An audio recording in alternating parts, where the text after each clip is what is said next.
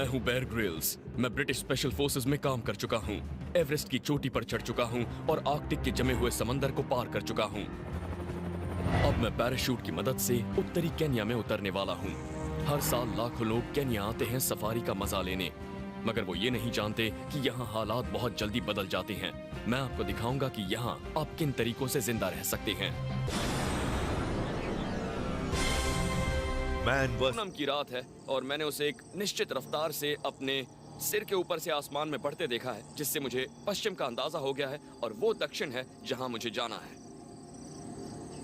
रात में कहीं आते जाते वक्त पता नहीं चलता कि वहां क्या हो सकता है, इसीलिए सभी इंद्रियों को चौकन्ना रखिए।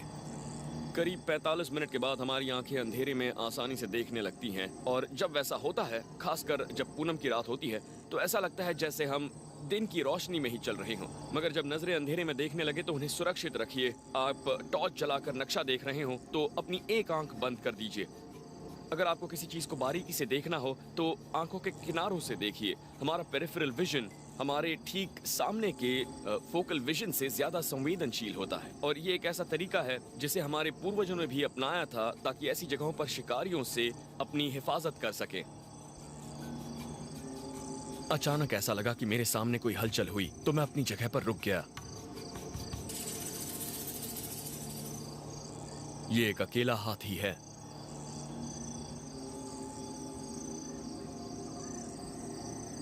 थोड़ा सा पीछे हट जाओ। ये हाथी हमारे बहुत करीब है, मगर मुझे इसके आने की भनक तक नहीं लगी। ये बहुत ही दबे पांव चलते हैं। उसकी आंखें भले ही तेज ना हो, मगर उसके सूंघने की शक्ति कमाल की है।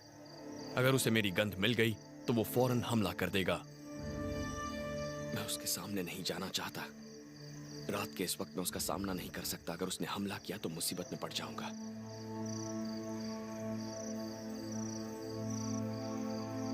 हम उसके जाने का इंतजार करेंगे।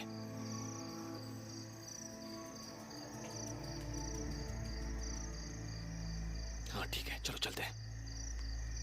घास के इन मैदानों में रात के वक्त कहीं आना जाना खतरे से खाली नहीं होता, और ऐसा आप सिर्फ तब करें जब यह बहुत जरूरी हो और कोई और रास्ता ना हो।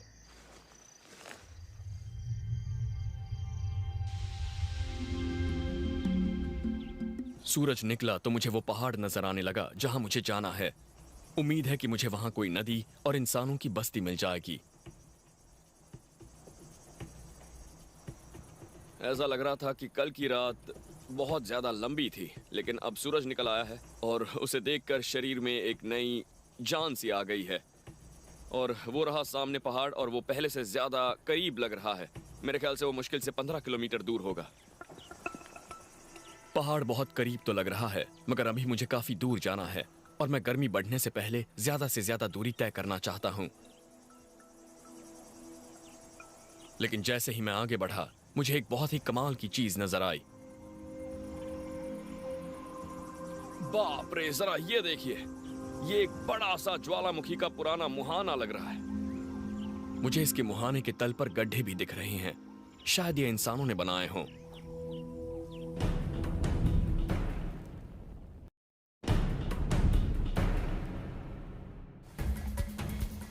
मैं अभी उत्तरी केन्या में सवाना यानी घास के मैदानों में हूँ, जहाँ हमेशा जानवरों के हमलों, डिहाइड्रेशन और हीट स्ट्रोक का खतरा होता है। मैं आपको बताऊंगा आप ऐसी जगहों से जिंदा कैसे निकल सकते हैं। मैं अभी एक पुराने ज्वालामुखी के मुहाने पर हूँ और मुझे इसके तल पर इंसान की गतिविधियों के निशान नजर आ रहे हैं। मैं वहां तक जाना चाहता हूँ, लेकिन इस मुहाने की दीवारें खड़ी ढलान वाली हैं और इन पर नुकीले ज्वालामुखीय पत्थर हैं। ऐसी ढलानों पर उतरने का सबसे अच्छा तरीका है स्क्री रन करना। इसके लिए अपनी एड़ियों को सतह पर धंसाइए, हाथों से संतुलन बनाते हुए तेजी से आड़ा टेढ़ा नीचे उतरिए।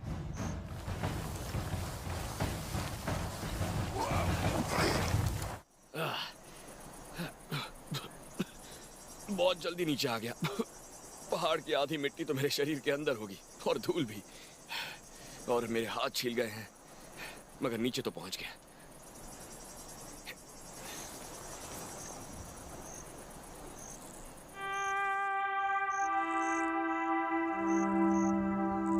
ये जगह काफी लंबे वक्त से वीरान पड़ी है और मुझे बिल्कुल भी हैरानी नहीं हो रही। ये मुहाना गर्मी की पनाहगाह है। यहाँ का तापमान घास के मैदान के तापमान से कहीं ज्यादा है। मैं जिसे बस्ती के निशान समझ रहा था वो असल में नमक की पुरानी खदान के निशान हैं। मगर यहाँ कम से कम एक चीज तो मेरे काम की है। ओह, ये पूरा इलाका भुरभुरा है और नर्म भी, और ये देखने में भले ही डांबर जैसा लग रहा हो, मगर ये नमक है। ये भले ही वैसा नमक नहीं है जिसे हम रोज खाते हैं जो साफ और रिफाइंड होता है, लेकिन ये नमक ही है। और मैं यहाँ पर एक टुकड़ा तोड़ लेता हूँ। इसे मैं अपने जख्मों पर लगा सकता हूँ तो ये जख्मों को जल्दी से ठीक करेगा। इसके अलावा उन मिनरल सॉल्ट्स की भरपाई भी हो जाएगी जो मेरे पसीने के साथ बह रहे हैं, और डायरिया होने पर ये इलेक्ट्रोलाइट का भी काम करता है। तो मैं थोड़ा सा नमक अपने पास रखने वाला हूँ।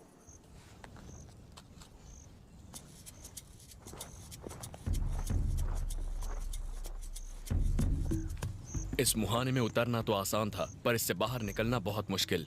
बाहर निकलने के लिए मैंने काफी ऊर्जा जलाई है और मुझे मिली है तो बस एक थैली नमक की।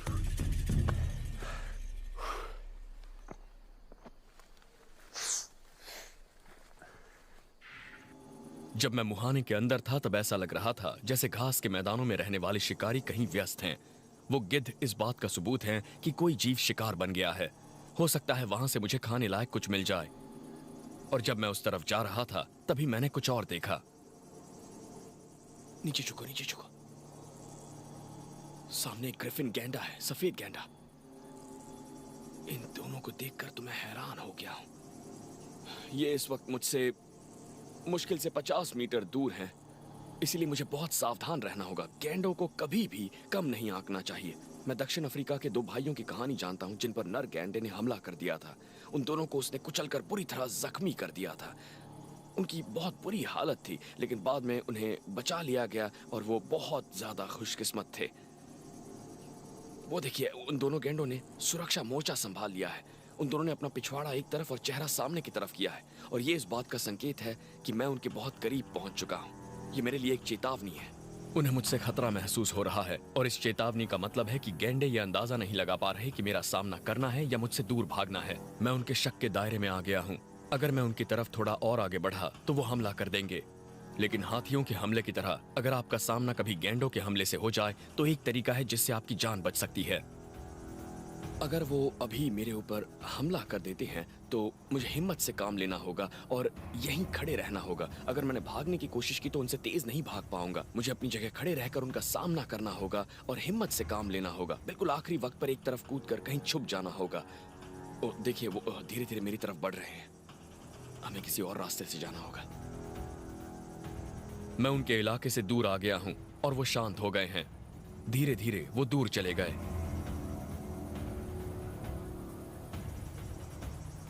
मैंने पहले जिन गिद्धों को देखा था वो अब जमीन पर उतर आए हैं और मुझसे काफी करीब हैं।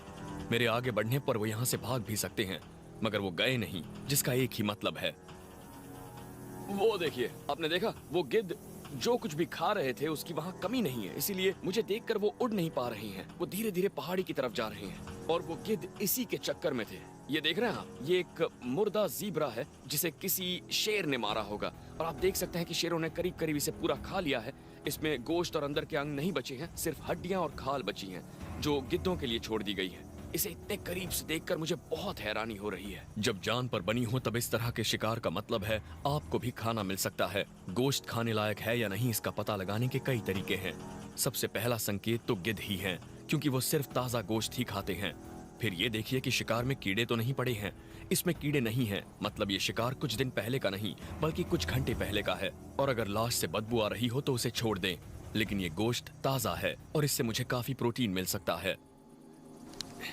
इसकी खाल बहुत मजबूत है, मगर इसके नीचे काम की चीज है। मैं इसकी खाल उतार रहा हूं और मुझे यहां पर इससे ताजा गोश्त नहीं मिल सकता।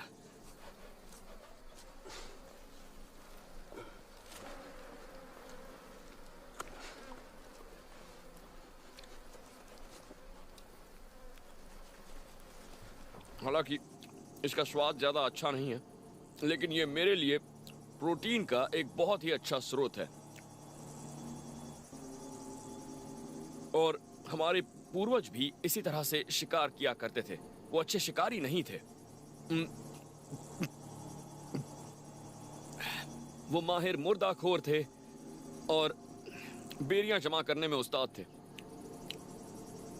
वो मौका परस्त थे और ये देखते थे कि शेर शिकार कहां कर रहे हैं।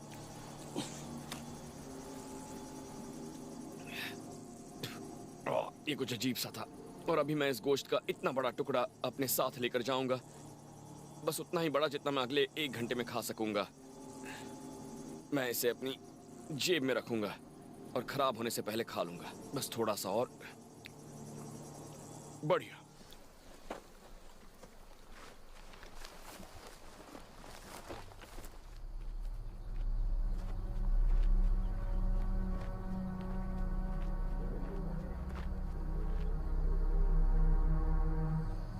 पता नहीं आप देख पा रहे हैं या नहीं, मगर यहां से करीब 50 मीटर दूर उन झाड़ियों में शेरों का एक परिवार है।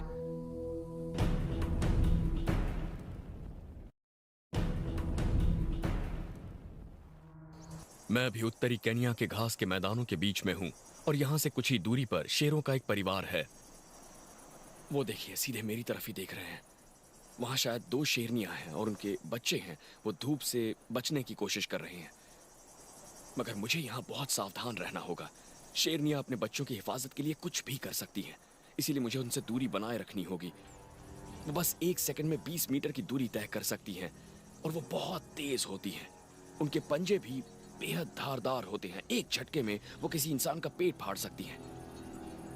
और अगर बड़े शेर ने हमला किया तो वो एक झपटे में ही किसी बड़े मर्द का सिर अलग कर सकता है। अगर वो अभी मुझ पर हमला करती है तो मैं बस एक ही काम कर सकता हूँ, यहीं खड़ा रहकर जोर जोर से चिल्लाऊंगा, तालियां बजाऊंगा, अपने हाथ हिलाऊंगा, उन्हें झांसा देने की कोशिश करूंगा, क्योंकि उनसे भागकर तो मैं उनसे बच नहीं सकता। पीछा करना उनकी फितरत होती है, वो जानवरों का पीछा करती हैं। ऐसा करने से खुद को रोक नहीं पाती। अगर मैं भागा और उन्होंने पीछा किया तो मैं बच नहीं पाऊंगा। अब सुन रहे हैं वो आवाज? सुन रहे हैं? बस हमें यहां से निकलना चाहिए। धीरे धीरे आगे बढ़ते रहो।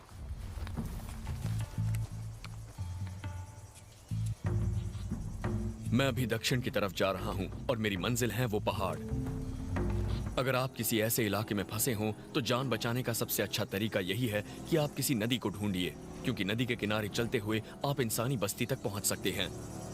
यह तरीका कहीं भी काम आता है, लेकिन अफ्रीका में नहीं, क्योंकि यहाँ अक्सर होता यह है कि अगर आप नदी के बहाव की दिशा में आगे बढ़ें तो उनके किनारे किनारे आप काफी दूर तक चले जाएंगे, मगर अचानक ही वो नदी जमीन के नीचे गायब हो जाएगी और आप कहीं नहीं पहुंच पाएंगे। और अगर आपके साथ ऐसा हुआ तो आप बहुत निराश हो जाएंगे। इसीलिए अफ्रीका में सबसे अच्छा यही है कि आप बहाव के विपरीत दिशा में जाएं और नदी के स्रोत तक पहुंचने की कोशिश करें, क्योंकि वहां आपके इंसानी बस्ती मिल जाने की उम्मीद काफी बढ़ जाएगी। मैं अपने सफर के बिल्कुल नए दौर में जा रहा हूं, क्योंकि पहाड़ अब काफी करीब लग रहे हैं। ये जगह मुझे काफी बेहतर लग रही है। यहाँ पर काफी हरियाली है और यहाँ से मैं पहाड़ी की तलहटी की तरफ चलकर जा सकता हूँ। और येलो फीवर के ये पेड़ भी इस बात का संकेत हैं कि मैं पानी के किसी स्रोत के करीब हूँ। और वहाँ पर मुझे बबून बंदर दिख रहे हैं, वो भी वहीं रहते हैं जहाँ अच्छा पानी होता है। तो मैं अब पानी के उस स्रोत को ढूंढने वाला हूँ और फिर उसी के सहारे मैं पहाड़ों तक जाऊंगा। बबून बंदर इस बात के भी संकेत हैं कि यहाँ कोई बड़ा शिकारी नहीं है, इसीलिए मैं यहाँ थोड़ी देर आराम भी कर सकता हूँ। मैं अब करीब 1 दिन से लगातार चल रहा हूँ और सच कहूँ तो बुरी तरह से थक गया हूँ। मुझे एक ऐसी जगह चाहिए जहाँ मैं थोड़ी देर के लिए लेटकर आराम कर सकूँ। और ये बुरी जगह नहीं है, हम इस वक्त पानी के बहुत करीब हैं और इस वजह से यहाँ पर काफ़ी मच्छर भी हैं। मगर मैं जो चीज़ ढूंढ रहा हूँ वो यहाँ काफ़ी पाई जाती है, ब्लैक जैक, जो मच्छरों से बचने का अच्छा उपाय है। ये देखिए, आप इसे उठा लीजिए और सीधे आग में डाल दीजिए। ब्लैक जैक की सबसे बड़ी पहचान है इसकी अंडाकार पत्तियां, जिसके किनारे बहुत नुकीले होते हैं। ये करीब 2 फुट का होता है और इसके फूलों की पंखुड़ियों का रंग गुलाबी सफेद होता है और इसकी मदद से आप मच्छरों को दूर रख सकते हैं। अफ्रीका में मच्छर बड़ी संख्या में लोगों की जान ले लेते हैं क्योंकि वो मलेरिया फैलाते हैं, तो ये मेरे बहुत काम आएगी। मलेरिया की वजह से अफ्रीका में हर साल लाखों लोगों की मौत हो जाती है।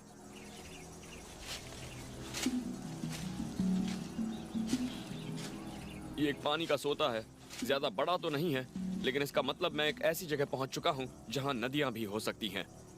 ये नदियां ही मुझे इंसानों की बस्तियों तक पहुंचाएंगी और मैं ब्लैक जैक के कुछ पौधे अपने पास रख रहा हूं जिन्हें आग में जलाकर मैं मच्छरों से बच पाऊंगा।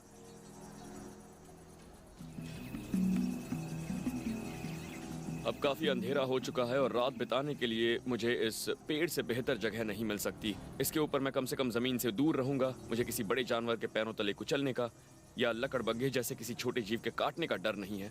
इसके अलावा मैं आराम से इस पर सो भी सकता हूं। मुझे नींद की सख्त जरूरत है। आग जलाने के पत्थर की मदद से मैं हाथी की सूखी लीद जलाने की कोशिश कर रहा हूं। मैं इसका इस्तेमाल आग सुलगाने के लिए कर रहा हूं। देखिए, ये अब आग पकड़ने लगा है। रात के वक्त यहाँ का तापमान घटकर 7 डिग्री तक पहुंच जाता है और ऐसी जगह पर आग जलाने पर न सिर्फ गर्मी मिलती है बल्कि ये शिकारी और दूसरे जीवों को भी दूर रखती है और ये मच्छरों को भी भगाएगी। लेकिन हाथी की लीद को जलाना इतना आसान काम नहीं है।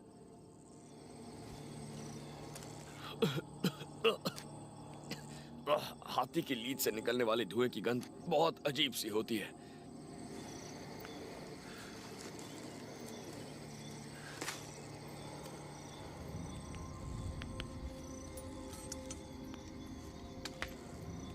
अब मैं इसके अंदर थोड़ा सा ब्लैक जैक डालने वाला हूं और अगर मैं इसे इस तरह तोड़कर आग में डाल दूं तो जलने पर यह बहुत अच्छे रिपेलेंट का काम करेगा।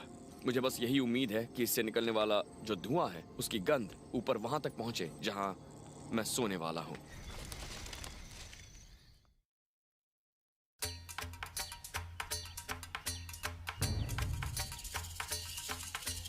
मैं नदी के बहाव की उल्टी दिशा में जाना चाहता हूं।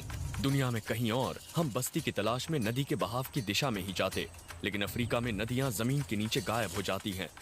इसीलिए मैं उल्टा जा रहा हूं, पहाड़ के उपजाऊ ढलानों की तरफ।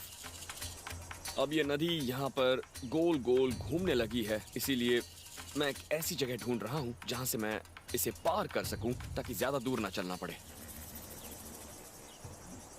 ये आवाज मैं बहुत अच्छी तरह पहचानता हूं। दरियाई घोड़े, अफ्रीका के एक और सबसे बड़े हत्यारे।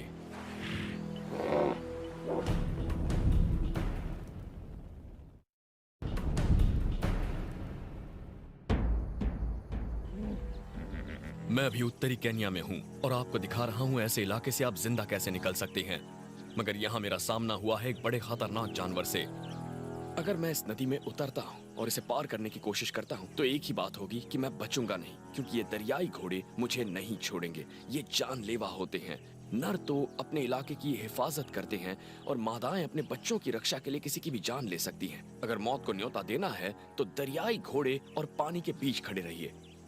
ऑस्ट्रेलिया की एक महिला दरियाई घोड़ों के बीच पानी में फंस गई थी और दरियाई घोड़े उनके ऊपर टूट पड़े, उन पर हमला किया, उन्हें हवा में उछाला, पैरों के नीचे कुचला और फिर काट काट कर उन्हें मार दिया।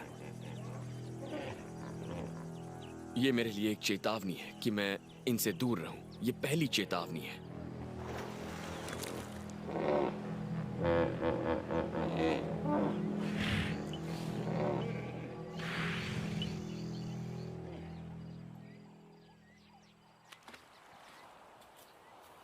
यहां से करीब 800 मीटर दूर हालात बेहतर लग रहे हैं। मैं यहां से नदी पार कर सकता हूं। यहां पर बहाव थोड़ा तेज है और पानी भी काफी छिछला है। छिछले पानी में दरियाई घोड़े भी कम ही आते हैं। मुझे लगता है कि नदी पार करने के लिए यही जगह सबसे सही है। दरियाई घोड़े अपने भारी वजन की वजह से गहरे पानी में रहना ज्यादा पसंद करते हैं। मगर यहाँ फिसलन बहुत ज्यादा है, पैर टिक नहीं रहा। मैं नहीं चाहता कि मैं फिसल कर गहरे पानी के अंदर चला जाऊं।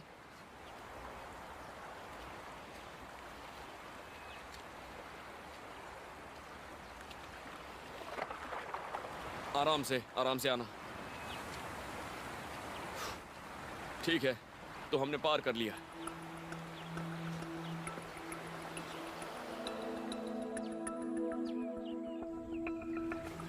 मैं अभी एक नदी के बहाव की उल्टी दिशा में पहाड़ की ढलानों की तरफ जा रहा हूं, मगर मेरे चारों तरफ इस बात के सबूत हैं कि यहां जिंदगी और मौत का खेल लगातार चलता रहता है। काम मुश्किल लग रहा है, पर मेरे लिए सबसे अच्छा यही होगा कि मैं इस बहती नदी में उतरकर आगे बढ़ता रहूं।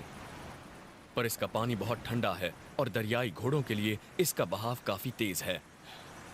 लेकिन अगर यहाँ तेंदुए हुए तो मुझे इस पानी में ही ज्यादा सुरक्षा मिलेगी और ये नदी यहाँ की घाटियों और जंगलों से ज्यादा सुरक्षित जगह होगी।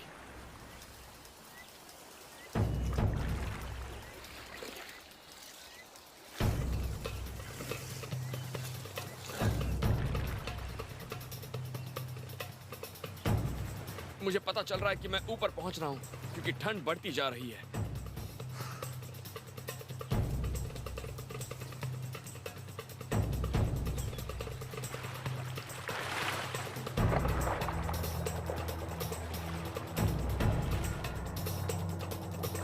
यहाँ पानी भी बढ़ने लगा है, जिसका मतलब करीब ही बिल्कुल खड़े झरने हैं। मगर मेरे लिए उन झरनों की चढ़ाई करना फिर भी आसान है, क्योंकि नदी के बाहर जाकर झरनों के आसपास के पहाड़ों पर चढ़ाई करना खतरनाक होगा।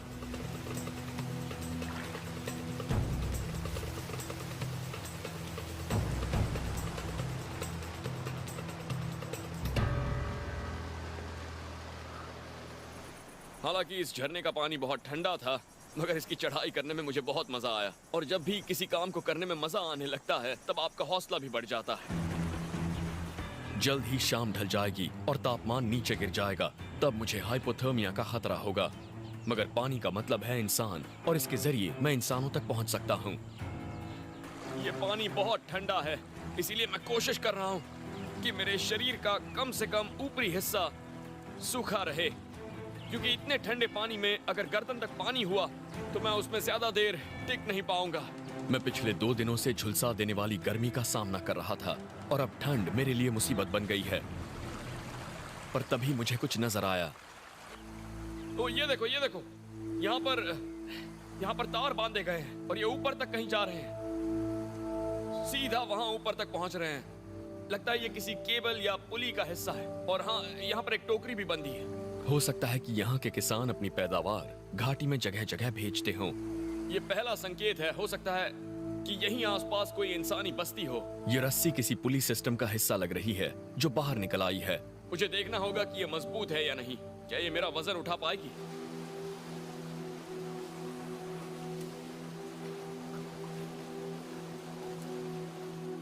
वैसे पता लगाने का एक ही तरीका है, और वो है इसे आजमाना।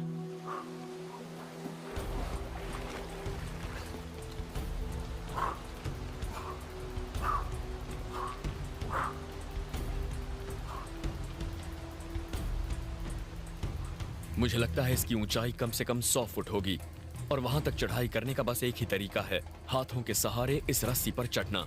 इसमें कोई खास तकनीक या ज्यादा दिमाग लगाने की जरूरत नहीं है, बस हिम्मत और ताकत चाहिए।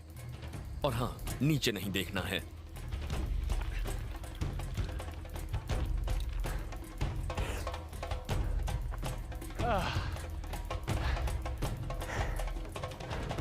मैं इसी की उम्मीद कर रहा था।